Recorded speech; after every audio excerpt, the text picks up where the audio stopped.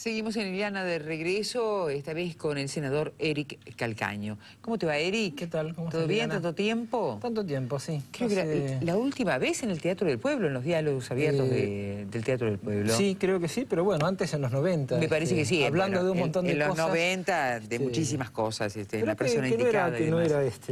No era usual, ¿no? No era va a ser usual. Tratar de plantear ciertos temas. Poder hablar una hora. El endeudamiento externo. Pensar en ese momento, tomarse una hora para pensar, era complejo, pero muchas gracias por la invitación. Sigue siendo bastante inusual, de cualquier manera.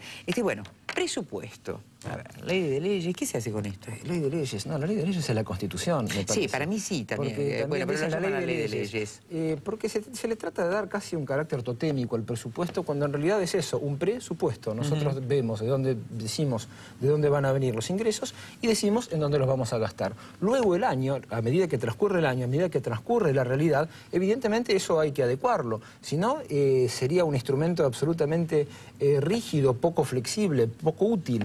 Por lo tanto, y esto viene desde que a Juan Sin Tierra los varones ingleses reclamaron la Carta Magna, no se puede poner impuestos sin representación, viene a ser ungido por los representantes, tanto en diputados como en el Senado, y es el plan de gobierno, es la continuación de un modelo económico que, mal que le pese a algunas, ha sido vivir con lo nuestro. Y tan mal no nos ha ido. Siempre ha sido mejor vivir con lo nuestro, de hecho, que vivir de prestado, o peor aún, vivir de endeudado. Este presupuesto es muy importante porque, a semejanza de los anteriores, nosotros con ingresos corrientes pagamos gastos corrientes y pagamos gastos de capital. Es decir, que no solo se pagan los gastos corrientes, sino que todo lo que es inversión, todo lo que es obra pública, también lo sacamos de ingresos genuinos. Antes, lo que se hacía, la poca obra pública que se hacía, por ejemplo en los 90, era endeudamiento, que se hipotecaba el futuro de las generaciones que iban a venir, o era venta de activos públicos, recién vimos todo el tema de aerolíneas, era vender el resultado del trabajo de generaciones de argentinos que nos habían precedido.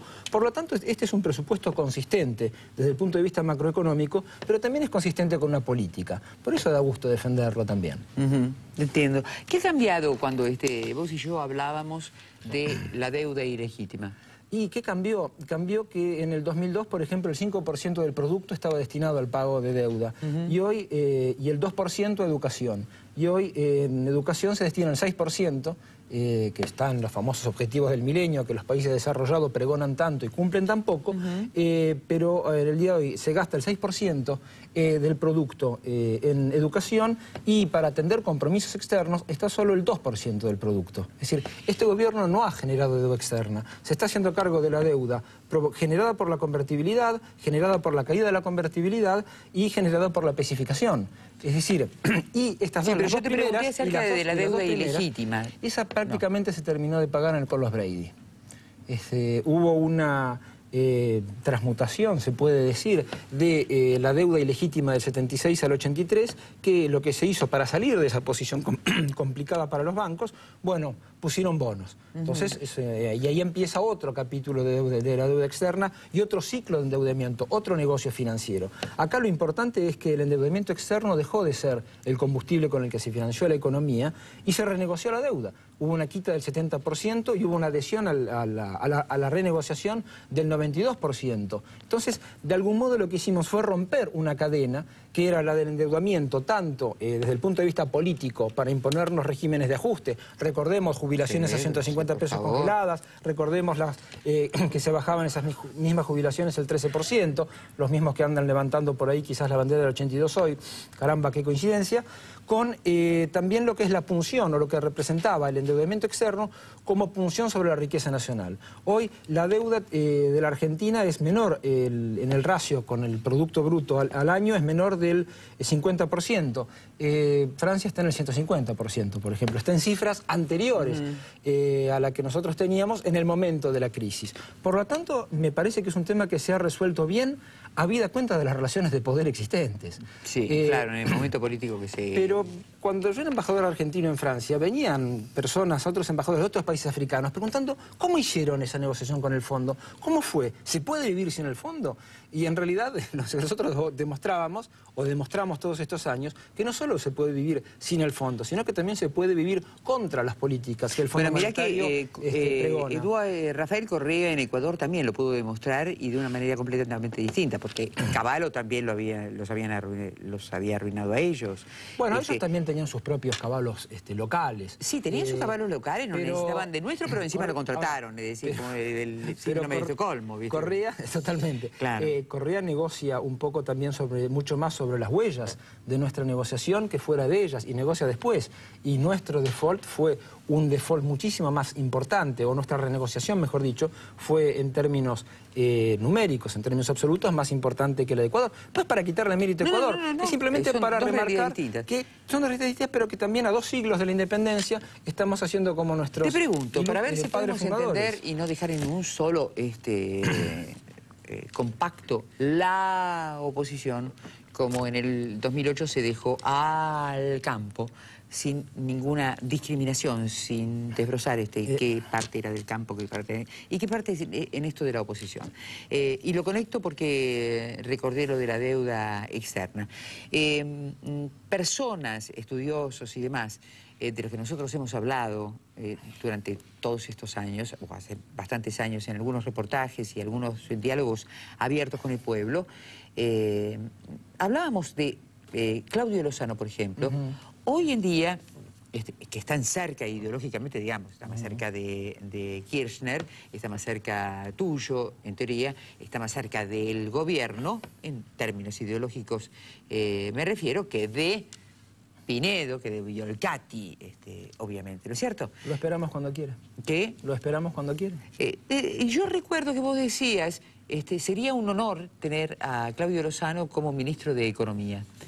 ¿Qué ha cambiado en todo esto? Porque Claudio Lozano sigue sosteniendo lo mismo desde aquella causa Ballesteros, de aquella sentencia del juez Ballesteros en el 2000. ¿Qué ha cambiado? Porque enemigos ideológicos no lo son, por supuesto. No, pero respeto intelectual hay. ¿Qué pasa? Por supuesto. Me parece que hay una diferente manera de concebir lo que es la política y lo que es también la concepción de la construcción en términos de poder. Pero más allá de esa cuestión, digamos, de personas, lo que hay es que el fallo del juez Ballesteros abarca lo que es la deuda contraída del 76 al 83, pero luego hay deuda que se contrae del 83 al 91, luego hay deuda que se contrae del 91 al 2001 y luego hay deuda que se contrae después del 2001. Por ejemplo, parte de la deuda que nosotros vamos a pagar este año son los bonos con los cuales se les devuelve el 13% que bajó el gobierno de la Rúa a los funcionarios y a los jubilados de la época. Los mismos que ahora piden el 82% móvil. O algunos, no creo que todos. Del mismo modo que vos dijiste muy bien que no había que confundir 4 entidades patronales con el campo y el campo con la patria, me parece que tampoco hay que confundir, no hay que tomar la parte por el todo. No hay que dejarse de algún modo prepotear el campo de lo pensable o el campo de lo político diciendo, es 82% o muerte. No, lo que nosotros queremos es llegar al 82% de un modo sustentable. si fuera posible. Bien, lo que pasa es que la presión fiscal en Argentina es de cerca de 30 puntos del producto, en Francia es de 40 y algo, en Suecia es cerca del 50, es decir que también es un modo de reparto de poder dentro de la sociedad.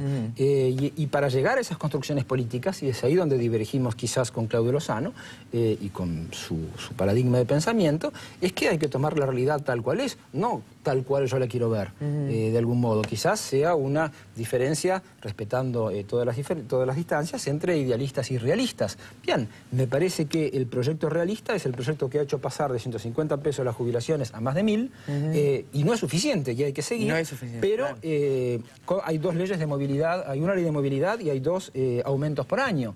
Y eso es sustentable. Más del 60% del presupuesto de este año va a servicios sociales. A ver, hemos capeado una crisis internacional que parece que no existiera o que no hubiese existido y la hemos capeado. Existe y existirá y todavía no está resuelta. Porque está en su propia naturaleza. Ahora, y nosotros hemos resistido muy bien el frente del empleo. Y me parece que la cuestión del empleo es la cuestión central. Luego los instrumentos de política económica, la política fiscal, la política cambiaria, la política monetaria, tienen que apuntar a eso. Por eso también Mercedes Marcó del Pont, que quizás podría haber compartido con nosotros y con Lozano una mesa hace 10 años, está donde está y Claudio está donde está. Bueno, Mercedes evidentemente va a tener una conducción de la política monetaria que tiene ese sesgo industrialista, ese sesgo de alcanzar el pleno empleo. De lo contrario, ¿cómo vamos a pagar el 82% cuando solo tenemos 1,5?